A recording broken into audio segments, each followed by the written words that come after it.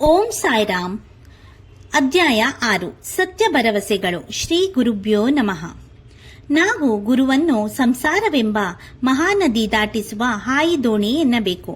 ಪಾಪ, ಆಸೆ, ಸ್ವಾರ್ಥ, ಆಕಾಂಕ್ಷೆಗಳನ್ನು ದಹಿಸುವ ಶಕ್ತಿ ಬೆಂಕಿಗಿಲ್ಲ. ಆದರೆ ಸದ್ಗುರು ಈ ಕೆಲಸ ಮಾಡಲು ಸಮರ್ಥರಾಗಿರುತ್ತಾರೆ. ಗುರುಗಳ ಹಸ್ತಸ್ಪರ್ಶದಲ್ಲಿ ಈ ಶಕ್ತಿ ಇರುತ್ತದೆ.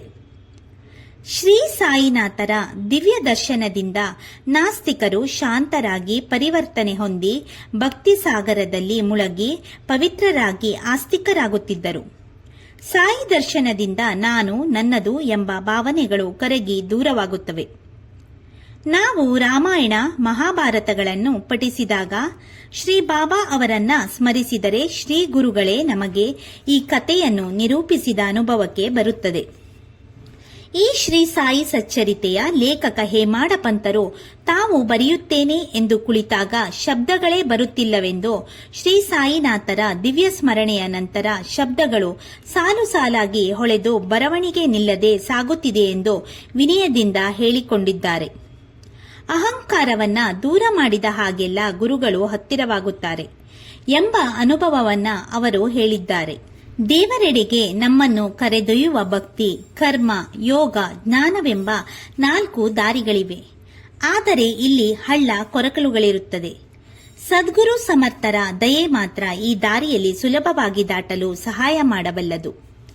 ಭಕ್ತರ ಯೋಗಕ್ಷೇಮ ನನಗೆ ಸೇರಿದೆ ಎಂಬುದೇ ಶ್ರೀ ಸಾಯಿಬಾಬಾ ಅವರ ಸತ್ಯ ಭರವಸೆಯಾಗಿದೆ. ಶ್ರೀ ಸಾಯಿಬಾಬಾರವರ ಆಶ್ವಾಸನೆಗಳು. ಯಾರು ನನ್ನನ್ನು ನಿಶ್ಚಲವಾಗಿ ಪೂಜಿಸುವರೋ ಅವರ ಹಿತರಕ್ಷಣೆಯ ಹೊಣೆ ನನ್ನದು. ಪ್ರಾಪಂಚಿಕ ವಿಷಯಗಳ ಬಗ್ಗೆ ಹೆಚ್ಚು ಗಮನ ಕೊಟ್ಟರೆ ಏನೂ ಸುಖವಿಲ್ಲ. ಮನಸ್ಸು ದೃಢವಾಗಿರಲಿ. ಚಾಂಚಲ್ಯ, ಶಾಂತಿ ಒಂದೇ ಕಡೆ ಇರುವುದಿಲ್ಲ. ಅನ್ನ, ಬಟ್ಟೆಗಾಗಿ ದೇವರನ್ನ ಬೇಡುವ ಅಗತ್ಯವಿಲ್ಲ.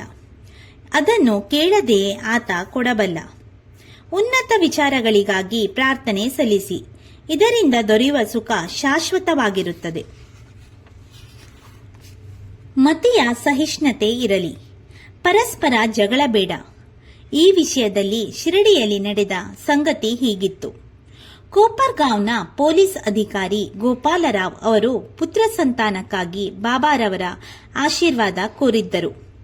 ಅವರಿಗೆ ಪುತ್ರ ಸಂತಾನವಾದಾಗ ಹರಕೆ ತೀರಿಸಲು ಶಿರಡಿಯಲ್ಲಿ ಜಾತ್ರೆಯೊಂದನ್ನ ಏರ್ಪಡಿಸಲು ಬಾಬಾ ಅವರ ಅನುಮತಿ ಕೋರಿದರು. ಶ್ರೀರಾಮನವಮಿ ಹಾಗೂ ಉರಸ್ ಒಂದೇ ದಿನ ನಡೆಯಲೆಂಬ ತೀರ್ಮಾನ ಕೈಗೊಳ್ಳಲಾಯಿತು. ಆದರೆ ಶಿರಡಿಯಲ್ಲಿ ನೀರಿನ ತೊಂದರೆ ಇದ್ದಿತ್ತು.